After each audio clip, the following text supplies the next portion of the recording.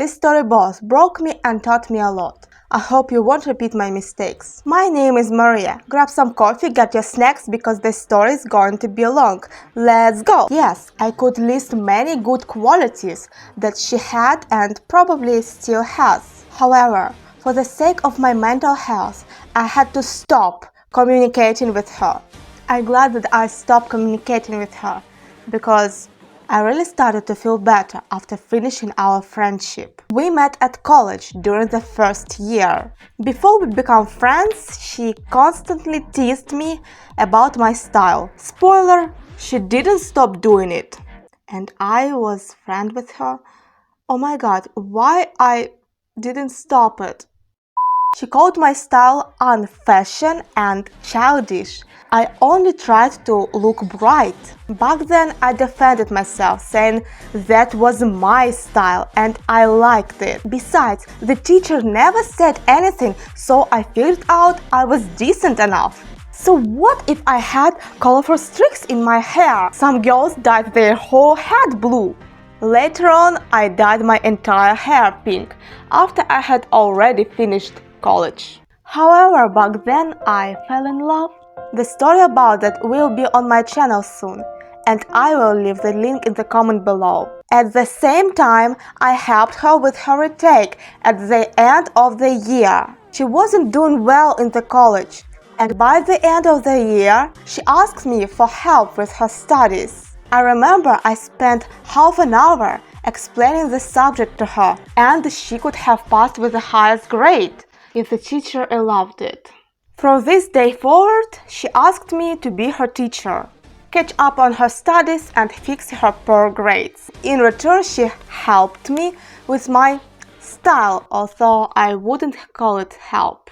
She manipulated my feelings to my crush. Now I realize she had no idea what he liked. She just wanted to change me. I did anything to hear from her. I look beautiful, even what I didn't want. It got to the point where she told me what to wear to the class and what hairstyle to do. If I didn't follow her advice, she would threaten me. We no longer be friends, and that time it scared me.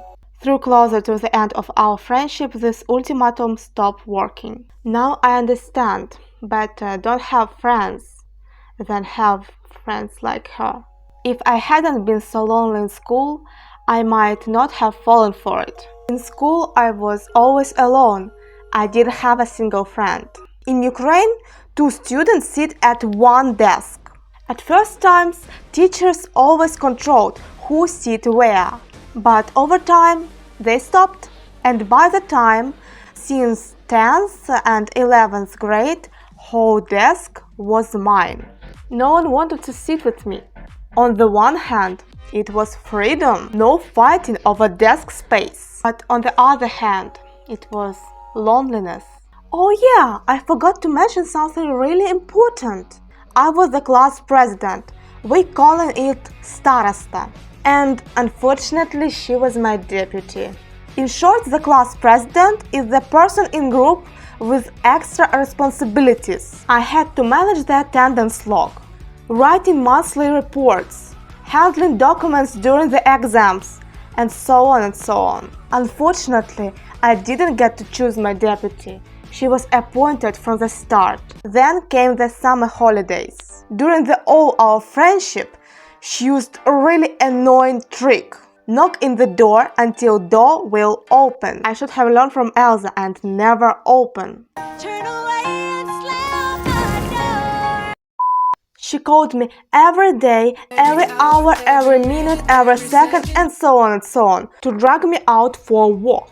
I was feeling weak and a little sick. I always feel weak in first summer days. When I felt dizzy, I decided to buy a banana. But when she saw banana in my hand, she laughed out loud and stepped away from me. Later, when I asked her, "Why did you do this?" she answers, "Bananas looks like ducks. You should eat them at home." I felt hurt and angry with her. Then I told her, "Listen, sometimes bananas is just bananas." But she didn't hear me. Over time, I started noticing that our friendship was becoming more toxic. She laughed at me every time when I accidentally said something strange and then turned it into a meme. Every time and every time, no matter party, breaking the college, or anything, she constantly memorizing it, twisting the details and meaning. Yes, this friendship is better to stop, but I didn't do this. Why? She could call me for 50 times. No 15, 50, until I pick up the phone. If I didn't answer, she borrowed someone else's phone and called me. It drove me crazy. If I'm not answering, it means or I'm busy or I want to get rest. Her persistence made me feel constantly pressured. Adding to the anxiety was the fact that she would be calling about something really important related to the college. And I couldn't tell the difference, which call is important and which call is "I'm boring, let's talk with me." I'm sure I wasn't lucky with my assistant. Every time when I tried to cut down our communication, she would always ask, "What happened to you? You are hiding something. You don't want to tell me something. You know, I always tell you everything." Really? It was your choice. Tell me this or not. I didn't beg you. Honestly, I wanted difference.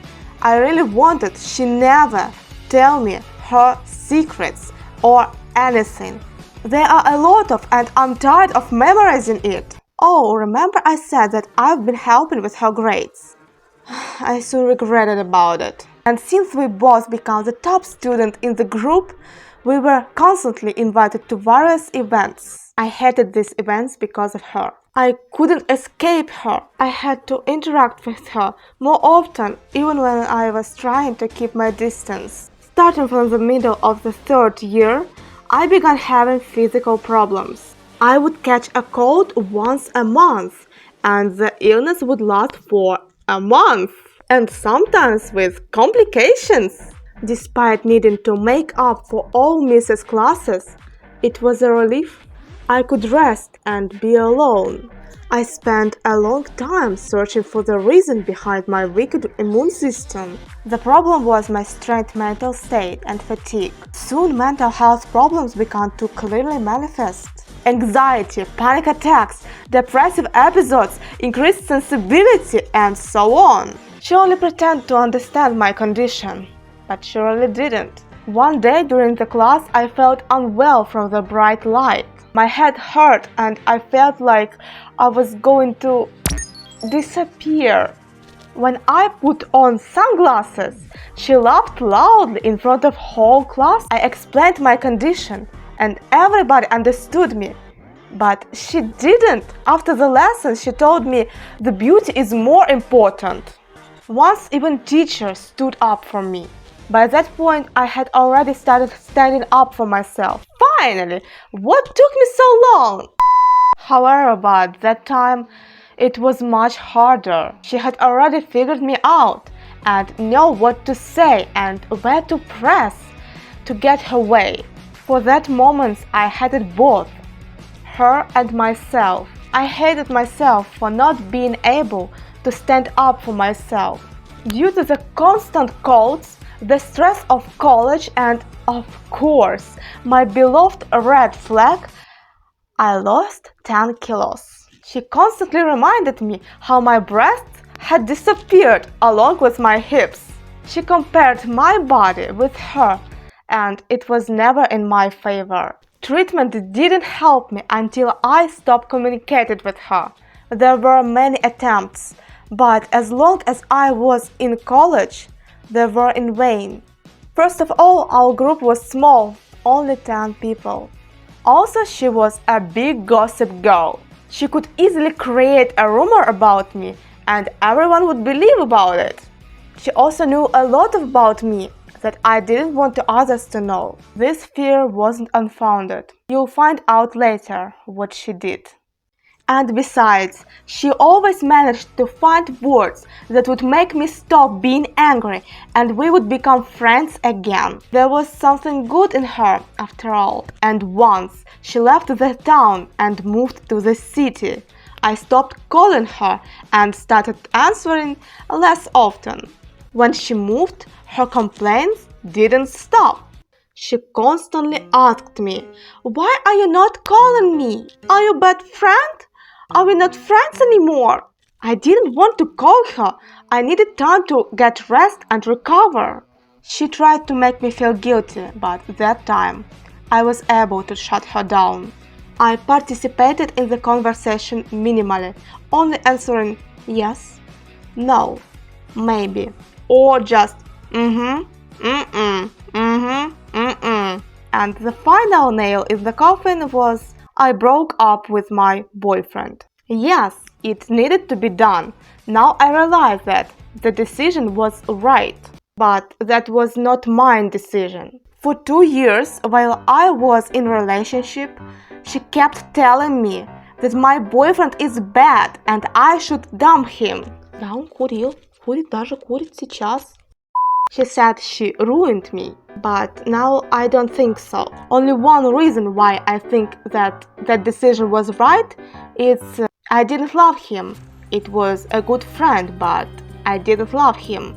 Honestly, I didn't realize at that time. After my crush rejected me, I needed someone to fill my void. He's a good guy, but not mine. And no, I'm not making excuses now.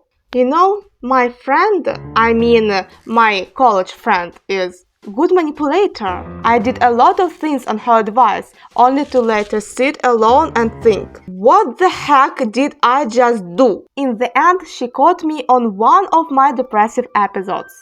In that time, I was most vulnerable. She explained me for an hour why I should break up with him. She said, I feel bad because I don't with the right person. I don't love him. I loved that guy, but that guy I don't love. And I did it. I wrote him a message and unfortunately he read it almost immediately. Almost instantly, I felt terrible. My bad condition lasted several weeks. I even wrote to my now ex-boyfriend that I don't want to lose communication with him and let's remain friends. By the way, my ex-boyfriend said that he wanted to break up with me, but he was afraid. He was afraid to hurt me and he was afraid to make my condition worse. Don't worry, now we are good friends. And what about my college friend? That's the interesting situation. I stopped holding back myself and started telling her everything I thought. We completely quarreled and stopped communicating. And finally, she called my mother and told all my secrets to her. My mother was furious with her because no matter how bad someone is, they have no right to discover their secrets. Over time, my emotional swings become more stable. I stopped getting sick and regained the weight I had lost. Despite everything, I hope she's doing well. But I will never ever let her back into my life. Remember, it's better to have no friends than to be friends with someone who will destroy you. Take care of yourself. And I will see you in next or previous video. Bye bye. See you later.